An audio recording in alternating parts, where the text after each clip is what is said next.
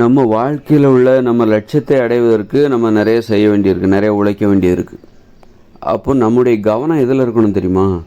அந்த லட்சியத்தை எப்படி அடைவது என்பதில் இருந்தால் மட்டும் போதாது, அந்த கட்டுப்பாடுகளை கடைபிடிக்கணும். லட்சியத்தை அடைவதற்கு கட்டுப்பாடுகள்னு ஒன்று, கட்டுப்பாடை கடைபிடிச்சாதான் நீங்கள் உழைக்கவே முடியும், லட்சியத்தை நோக்கி உழைக்கவே முடியும். ஆக வெறுமனே நான் லட்சியத்தை அடையணும், அதை செய்யணும், இதை செய்யணும் மட்டுமே நினைக்கிறாங்க. எல்லாருமே அதைத்தான் நினைக்கிறாங்களே ஒழிய, அதை அடைவதற்கு நமக்கு ஒரு கட்டுப்பாடு தேவை. கட்டுப்பாடுங்கிறது இங்கே இல்லாமல் போச்சு. கட்டுப்பாடு என்பது இருந்தால் தான் நம்ம லட்சியத்தை நோக்கி போக முடியும். அப்போ நமக்கு 2 கவனம் தேவை. கட்டுப்பாட்டில் ஒரு கவனம், அப்புறம் லட்சியத்தில் ஒரு கவனம். இது பண்ணிட்டாலே நீங்கள் கட்டுப்பாடுங்கிறது உங்கள்கிட்ட இல்லவே இல்லைன்னா உங்கள் லட்சியத்தை நோக்கி போகவே முடியாது. அதனால தான் இன்றைக்கி உலகத்தில் பார்த்திங்கன்னா நிறைய பேருக்கு கனவுகள் இருக்குது. அதை இன்றைக்கி அடைவது எளிது, போராட வேண்டிய அவசியமே இல்லை. எல்லாத்துக்குமே அந்த காலத்தில் பார்த்திங்கன்னா சரியாக சாப்பாடு கிடைக்காது. ஒரு 30, 40, 50 வருஷத்துக்கு முன்னாடிலாம் சரியாக சாப்பாடு கிடைக்காது, மின் விளக்குகள் கிடையாது, வசதிகள் கிடையாது. அப்போ அவங்க ஜெயித்தாங்க, ஆனால் போராடி ஜெயித்தாங்க. இன்றைக்கி இப்போ நீ போராட வேண்டாம், எல்லாமே உனக்கு எளிதாக தயாராக இருக்குது. ஆனால் இன்றைக்கி ஜெயிக்கணும்னா இன்றைக்கி ஏன் நிறைய பேரால் ஜெயிக்க முடியல? வெறுமனே சராசரி மனுஷங்களாக தான் வாழ்ந்துட்டு போகிறாங்க. ஆனால் ஆசைகள் இருக்குது, கனவுகள் இருக்குது. ஏன் ஜெயிக்க முடியலன்னா கட்டுப்பாடுகள் இல்லை. கட்டுப்பாடுகளுக்கும் நம்ம லட்சியத்திற்கும் உள்ள தொடர்பு தெரியாமல் போயிடுச்சு. கட்டுப்பாடாக இருந்தால் தான் ஜெயிக்க முடியும். அதனால் கட்டுப்பாடு அந்த அளவுக்கு முக்கியம். அதனால் கட்டுப்பாட்டில் ஒரு கவனம் இருக்க வேண்டும். கட்டுப்பாடுன்னா என்ன? கட்டுப்பாடுனா அதிகாலையில் எழுந்திருப்பது, அது ஒரு கட்டுப்பாடு. அதுக்கு நம்ம என்ன பண்ணணும்? தூக்க கட்டுப்பாடு. இது தூங்குவதற்கு தூக்க கட்டுப்பாடு என்பது தேவை. உழைப்பதற்கு நம்ம எப்படி கட்டுப்பாடு வச்சுருக்கோமோ அது மாதிரி தூக்க கட்டுப்பாடு, தூங்குவதற்கான கட்டுப்பாடு என்பது தேவை. முதல் நாள் இரவு 9 மணிக்கே படுத்துடணும். அதிகாலையில் அப்போ தான் அதிகாலையில் 4 மணிக்கு எழுந்திருக்க முடியும். இது ஒரு கட்டுப்பாடு, தூங்குவதற்கான கட்டுப்பாடு. அப்போ தான் அதிகாலையில் எழுந்து உழைக்க முடியும், நம்முடைய லட்சியத்தை நோக்கி நம்ம உழைக்க முடியும். இது ஒரு தூங்குவதற்கான கட்டுப்பாடு. அப்புறம் பார்த்தோன்னா உடற்பயிற்சி கட்டுப்பாடு. உடற்பயிற்சி செய்யணும், காலையிலும் சரி மாலையிலும் சரி. உடற்பயிற்சி வெறும் காலையில் மட்டுமே செய்யக்கூடாது, மாலையிலும் செய்யணும். அது நமக்கு ஒரு அழுத்தத்தை தரும். காலையில் ஒரு வேளை மட்டும் பண்ணால் போதுமே என்ன அப்படின்னு நம்ம நினைப்போம். இப்போ தான் காலையில் பண்ணேன், அதுக்குள்ளே சாயந்தரம் வந்துடுச்சு, இப்போ சாயந்தரமும் நான் உடற்பயிற்சி செய்யணுமா அப்படின்னா பண்ணணும். ஒரு அழுத்தத்தை ஏற்படுத்தணும். அது ஒரு அழுத்தமாக இருக்கா, அந்த அழுத்தத்தை நீங்கள் கடைபிடிக்கணும். அது ஒரு ப்ரெஷர், உங்களுக்கு ப்ரெஷர் கிரியேட் பண்ணணும், ஒரு அழுத்தத்தை உருவாக்க வேண்டும். அந்த அழுத்தம் தான் உங்களை முன்னோக்கி அழைத்து செல்லும். ஏன்னா இன்றைக்கி காலையில் பண்ணுறீங்க உடற்பயிற்சி, அதாவது நடைப்பயிற்சியோ அல்லது ஓட்டப்பயிற்சியோ இன்றைக்கி காலையில் பண்ணுறீங்க, இதோடு அடுத்த நாள் காலையில் தான் பண்ணுறீங்கன்னா நீங்கள் மறந்துடுவீங்க, உடற்பயிற்சியவே மறந்துடுவீங்க. அதை மறந்துடக்கூடாது. அது பற்றின ஒரு எண்ணமோ அச்சமோ ஒரு அழுத்தமோ உங்களுக்கு இருந்துக்கிட்டே இருக்கணும். இப்போ தான் காலையில் உடற்பயிற்சி பண்ணீங்க, அடுத்து உடனே சாயந்தரமும் பண்ணி ஆகணும். அப்போது ஒரு அழுத்தம் உங்களுக்கு ஏற்படும். அந்த அழுத்தம் தான் உங்களை எப்போதும் ஒரு விழிப்பு நிலையில் வச்சுருக்கோம். இது உடற்பயிற்சி கட்டுப்பாடு. அப்போ இந்த கட்டுப்பாடு ரொம்ப முக்கியம். தூங்குவதற்கான கட்டுப்பாடு பார்த்தோம், இப்போ உடற்பயிற்சி கட்டுப்பாடு பார்த்தோம். அப்புறம் பார்த்திங்கன்னா உணவு கட்டுப்பாடு ரொம்ப முக்கியமானது. இதிலிருந்து தான் ஆரம்பமே, கட்டுப்பாடின் ஆரம்பமே உணவு தான். உணவு கட்டுப்பாடு. அப்போது உணவில் கட்டுப்பாடாக இருக்கணும். நம்மளை சோம்பேறி ஆக்குகிற உணவு, மெத்தனமாக இருக்க வைக்கிற உணவுகள், இந்த தானிய உணவுகள்லாம் இருக்குல்ல, இட்லி, பூரி, பொங்கல், தோசை, பிரியாணி, இதெல்லாம் பார்த்திங்கன்னா மெத்தனமாக இருக்க வைக்கிற உணவுகள். அதை நீங்கள் சாப்பிடக்கூடாது. உங்களை எது வெடிப்போடு வச்சுருக்கு, மாமிச உணவுலாம் சாப்பிட்டா உங்களை மெத்தனமாக இருக்க வைக்கும். மெத்தனமாக உங்கள் லட்சியத்தை நோக்கி அது போக விடாது. தேவையில்லாத வேலைகளை செய்ய வைக்கும், பயனில்லாத வேலைகளை தான் அது செய்ய வைக்கும். பயனுள்ள வேலைகளை நோக்கி அது உங்களை கூட்டி செல்லாது. அப்போது உணவு கட்டுப்பாடு இல்லை. உணவு கட்டுப்பாட்டிலேருந்து தான் அனைத்து கட்டுப்பாடுமே ஆரம்பிக்குது. உணவு கட்டுப்பாடு இருந்தால் தான் உங்களுக்கு உடற்பயிற்சியை செய்ய முடியும். அப்புறம் தூங்குவதற்கான கட்டுப்பாடு, அந்த கட்டுப்பாடை கடைபிடிக்கணும்னாலும் உணவு கட்டுப்பாடு என்பது தேவை. வாழ்க்கையில் உள்ள அனைத்து நடைமுறைகளையும் ஒரு லட்சியமாக பார்க்குற அந்த உணர்வு எங்கேருந்து வரும்னா உணவு கட்டுப்பாட்டிலேருந்து தான் வரும். அப்புறம் இன்னொரு கட்டுப்பாடு, பொழுதுபோக்கு கட்டுப்பாடு. பொழுதுபோக்கு கட்டுப்பாடுனா இன்னைய உலகத்தில் மாலை இப்போ இங்கே விளையாட்டு மைதானம்லாம் இல்லை. விளையாட்டு மைதானம் இருந்தால் மாலை 5 மணிக்கு மேலே தான் நாம் விளையாடணும். ஜாலியாக பேசணும், நண்பர்களோடு உறவினர்களோடு ஜாலியாக பேசணும் அப்படின்னு நம்ம இருக்குது. இங்கே வந்து ஒரு நண்பர்களோடு பேசுவதற்கு வாய்ப்பு இல்லை, விளையாட்டு மைதானமும் இல்லை பெரும்பாலானவர்களுக்கு. பெண்களுக்கு அது சுத்தமாக இல்லை, விளையாட்டு மைதானமே கிடையாது பெண்களுக்கு. இருக்கிற விளையாட்டு மைதானத்தில் ஆண்கள் தான் ஆக்கிரமிப்பு, அதுவும் எங்கேயோ ஒன்று தான் இருக்குது. அதனால் அப்படிலாம் இல்லாத சூழ்நிலையில் இப்போ நமக்கு மொபைல் ஃபோன் தான் பொழுதுபோக்கு. மொபைல் ஃபோன், டிவி, தேட்டரு தான் பொழுதுபோக்காக இருக்குது.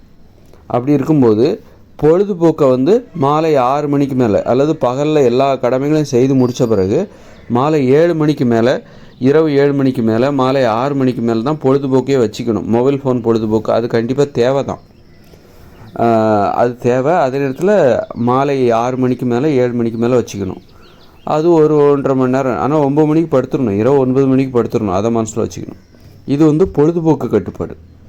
இந்த கட்டுப்பாடை கடைப்பிடிக்காமல் நீங்கள் உடற்பயிற்சி செய்கிறீங்க, அதிகாலையில் எழுந்திருக்கீங்க, உணவில் கட்டுப்பாடு இருக்கீங்க, எல்லா கட்டுப்பாடையும் கடைப்பிடிச்சிட்டு காலையிலேயே வந்து நீங்கள் மொபைல் ஃபோன் பார்க்குறீங்க. அதிகாலை 4 மணிக்கு எழுந்திரிச்சிட்டு அதிகாலை 4 மணிக்கே எழுந்திரிச்சு மொபைல் ஃபோன் பார்த்துட்டு பொழுதுபோக்கிட்டு இருக்கீங்கன்னா அந்த அதிகாலையில் 4 மணிக்கு எழுந்திருப்பதால் உங்களுக்கு எந்த முன்னேற்றமும் ஏற்படாது.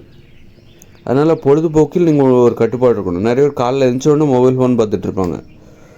அப்படி இருக்கக்கூடாது. நீங்கள் கஷ்டப்பட்டு உடற்பயிற்சி செய்கிறீங்க, உணவு கட்டுப்பாட்டை கடைப்பிடிக்கிறீங்க, அதிகாலையில் எழுந்திருக்கிறீங்க, நைட்டு முத நாள் நைட்டு 9 மணிக்கே தூங்குறீங்க, அதனால தான் அதிகாலையில் 4 மணிக்கு எழுந்திருக்கிறீங்க. இவ்வளோ கஷ்டப்பட்டு எழுந்திரிச்சிட்டு இவ்வளோ கட்டுப்பாடுகளை கடைப்பிடித்து விட்டு நீங்கள் மொபைல் ஃபோனில் எப்போ பார்த்தாலும் மொபைல் ஃபோனில் வந்து கேம் ஆடுறதோ அல்லது வந்து மொபைல் ஃபோனில் சமூக வலைதள ஊடகங்களில் சும்மா பொழுதுபோக்கிக்கிட்டே இருந்தீங்கன்னா இந்த கட்டுப்பாடுகள்னால உங்களுக்கு எந்த பயனும் வரப்போகிறதில்ல.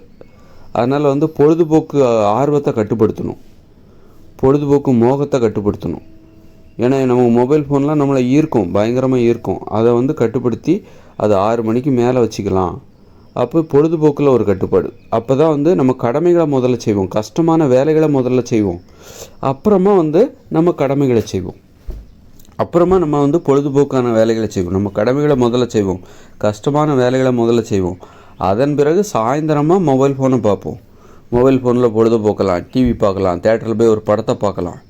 அது அப்புறமா அதையும் பார்க்கணும், அதையும் விடக்கூடாது. அப்போது இது வந்து பொழுதுபோக்கு கட்டுப்பாடு. அப்புறம் பார்த்திங்கன்னா ஒழுக்க கட்டுப்பாடு, பண்பு, நேர்மையாக இருக்கணும். எல்லா கட்டுப்பாடையும் கடைபிடிச்சிட்டு உங்கள்கிட்ட நேர்மை இல்லைன்னா உங்கள் கட்டுப்பாடுகளை தொடர்ந்து நீங்கள் கடைபிடிக்கவே முடியாது. கட்டுப்பாட்டை கடைபிடிப்பதற்கு என்ன காரணம், என்ன அர்த்தம், ஒன்றுமே இல்லை. அதனால் நேர்மையாக இருக்கிறது ரொம்ப முக்கியம்.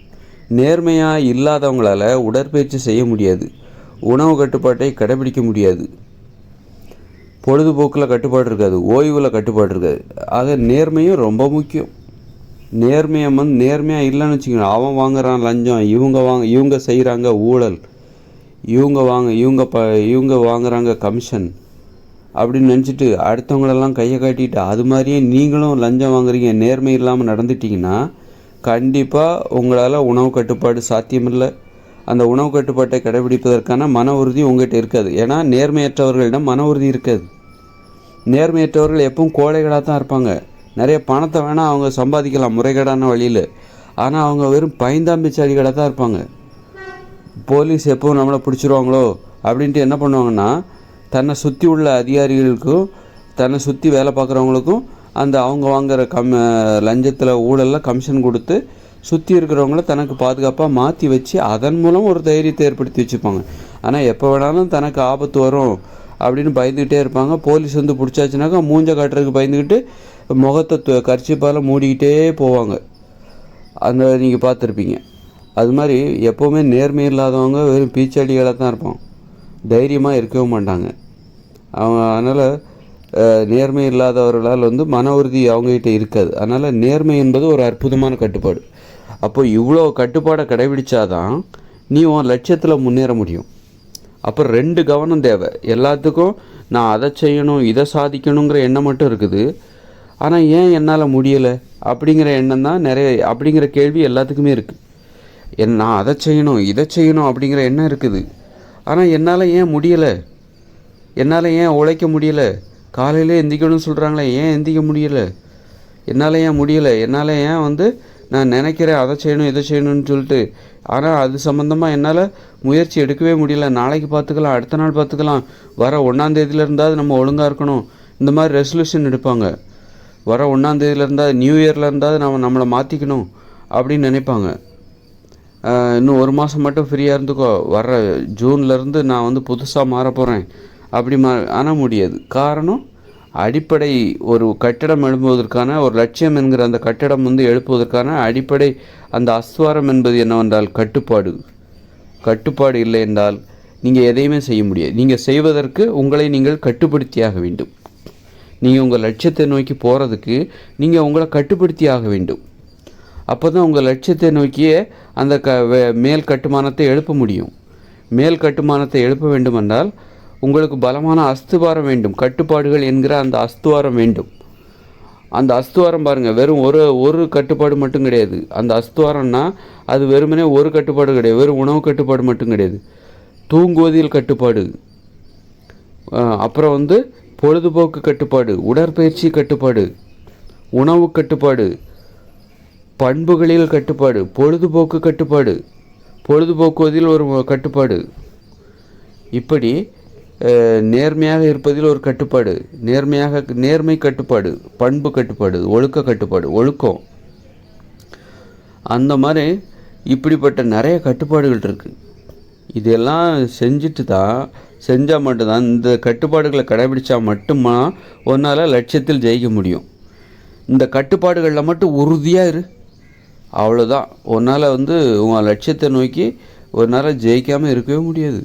அப்படியே ஒரு பயங்கரமான ப்ரெஷர் வரும். இவ்வளோ கட்டுப்பாடுகளை கடைபிடிச்சா ஒருத்தருக்கு எவ்வளோ அழுத்தம் இருக்கும், எவ்வளோ ப்ரெஷர் இருக்கும் நினச்சி பாருங்கள். தூங்குவதில் கட்டுப்பாடு, உணவில் கட்டுப்பாடு. ஒருத்தர் வந்து இரவு 9 மணிக்கு தூங்குறாரு, மறுநாள் காலைல 4 மணிக்கு எழுந்திருக்கிறார்.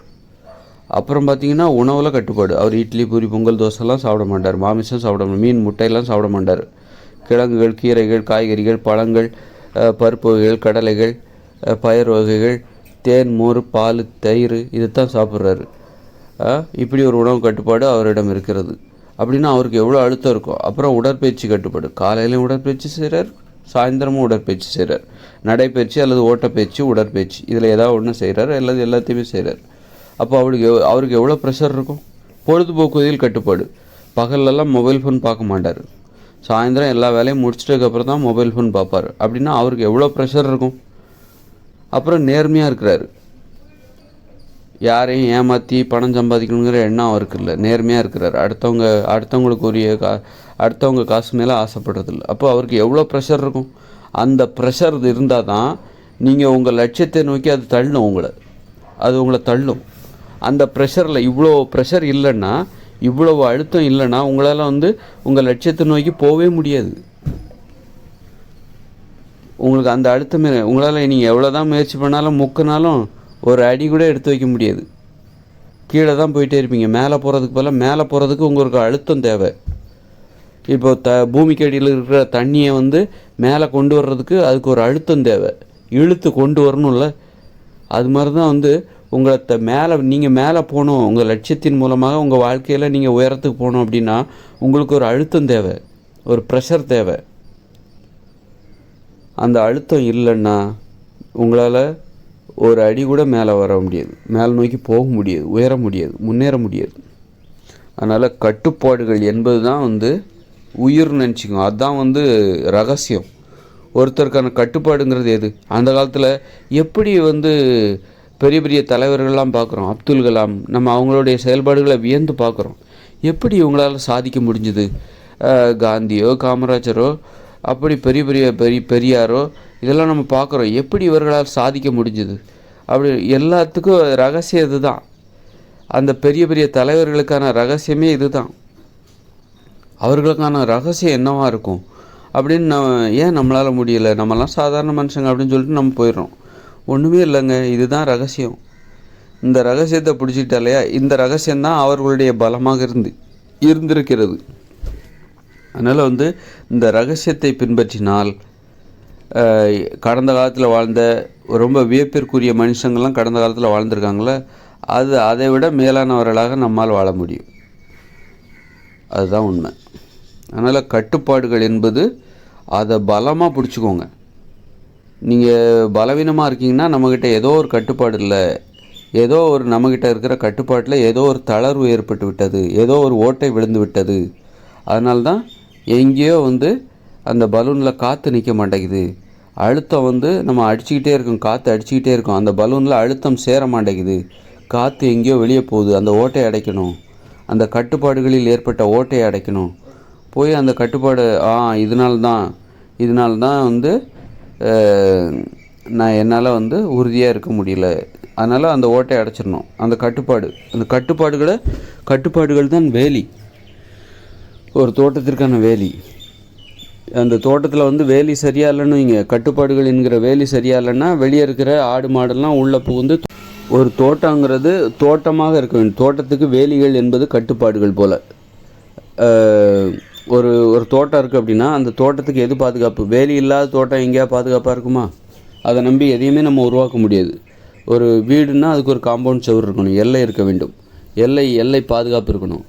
அது மாதிரி ஒரு நாடுன்னா எல்லை இருக்கணும். எல்லை இல்லாத நாடுகள் எப்படி பாதுகாப்பாக இருக்கும்? அது மாதிரி கட்டுப்பாடுகள் இல்லாத ஒரு வாழ்க்கை எப்படி நல்லா இருக்க முடியும்? எப்படி முன்னேற முடியும்? கட்டுப்பாடுகள் இல்லாத வாழ்க்கையில் நம்ம எப்படி முன்னேற முடியும்? அதனால் வந்து கட்டுப்பாடு தான் ஒரு தோட்டத்திற்கு வேலி போல், ஒரு நாட்டிற்கு எல்லை போல். கட்டுப்பாடுகள் இல்லைன்னா எதிரிகள் உள்ளே நுழைந்து விடுவார்கள், நாசம் பண்ணிடுவாங்க.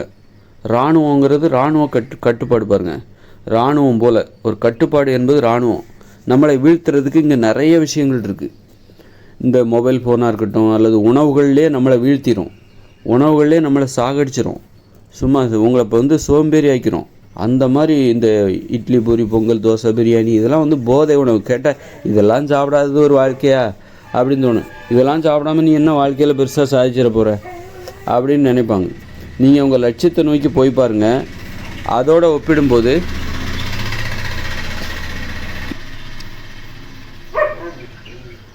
ஒப்பிடும்போது இந்த பிரியாணியோ இந்த இட்லி பூரி பொங்கல் தோசையோ இதெல்லாம் பெருசே கிடையாது. இட்லி பூரி பொங்கல் தோசை இதெல்லாம் சாப்பிடாத ஒரு வாழ்க்கையாக நீங்கள் நினைக்கலாம். ஆனால் இப்படியெல்லாம் சாப்பிட்டு தான் 45 வயசில் நோய் வந்துடும்.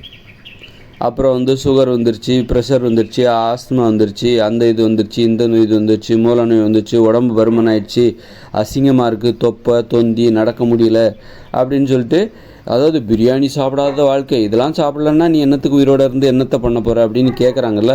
அப்படி கேட்குறவங்க தான் பிற்காலங்களில் என்ன ஆகிடுறது, அவங்களுக்கு உடம்புல நோய் வந்துடுது, சர்க்கரை நோய் வந்துடுது, ஆஸ்துமா வந்துடுது, அப்புறம் சுகர் வந்துடுது, அப்புறம் பார்த்தா உடம்பு பருமன் ஆயிடுது, சோம்பேறி ஆயிடுறாங்க, சீக்கிரமாக செத்து போயிடுறாங்க.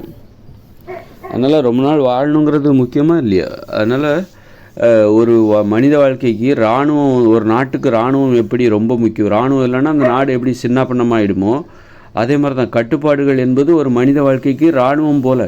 இராணுவத்தை விட மேலானது கட்டுப்பாடுகள் இருந்தால் ஒரு மனித வாழ்க்கை நாசமாகிவிடும். அதனால் ஒரு தோட்டத்திற்கு வேலி இல்லைன்னா அந்த தோட்டத்தில் ஏதாவது பயிர் செய்ய முடியுமா? அந்த தோட்டம் பாதுகாப்பாக இருக்குமா?